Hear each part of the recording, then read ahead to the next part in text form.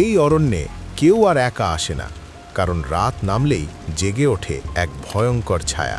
জগন্নাথবাবু cycle চালাচ্ছেন, মুখে ক্লান্তি কিন্তু চোখে আতঙ্ক। পেছন থেকে পায়ের শব্দ, পাতার শোঁ শোঁ আওয়াজ। জগন্নাথবাবুর চোখ বড় হয়ে গেছে।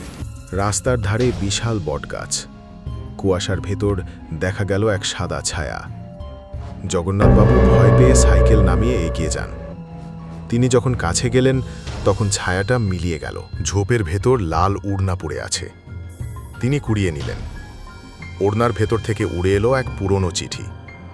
চিঠিতে লেখা, যে আমার মৃত্যু রহস্য উন্মোচন করবে তার জীবনও নিরাপদ থাকবে না। রাস্তার উপাস থেকে ধীরে ধীরে পায়ের শব্দ।